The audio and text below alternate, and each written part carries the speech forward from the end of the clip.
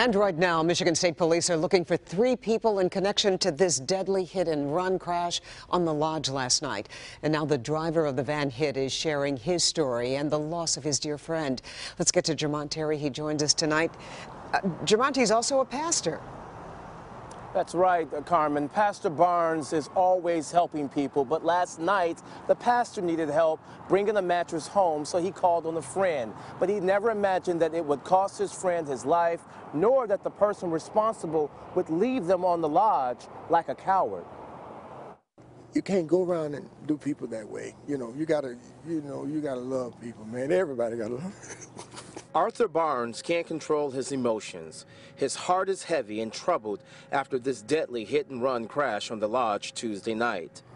I really hate to think about it because it hurt me. Barnes and his friend were in this van. They were heading north on the Lodge near 7 Mile when the mattress they had strapped to the top fell off. It wasn't out there in the street. Both men got out to get the mattress, but it was damaged. As his friend walked back to the van, the unthinkable happened. Some car came out zooming. Investigators say this Dodge Charger slammed into the van and hit the 54-year-old. It couldn't do anything but just lay there because he was dead. He was dead, man. The impact nearly totaled both vehicles. The Charger's driver and 2 passengers jumped out and ran. They left Barnes and his friend on the highway. At least, they could have stopped by and saw how we were doing, They didn't do that. Investigators are searching for all 3 men who ditched the Charger on the freeway. Barnes tells me he hopes the death is weighing on them. I pray for them, that God will touch their minds, touch their hearts, let them realize that what they did was wrong. Now, Barnes tells me that his friend had just got his life back on track and was working to get his CDL license. But he has so many questions. The main question, why?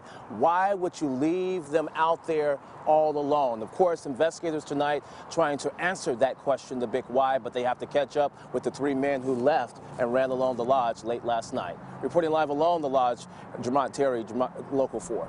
Now, Jermont, do police have any idea who they're looking for, or do they believe the men in the Charger even got hurt from the crash?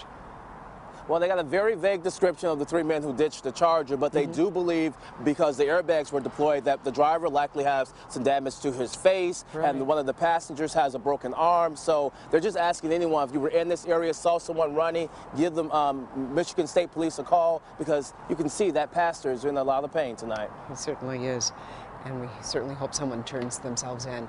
Our Jermont Terry reporting for us live.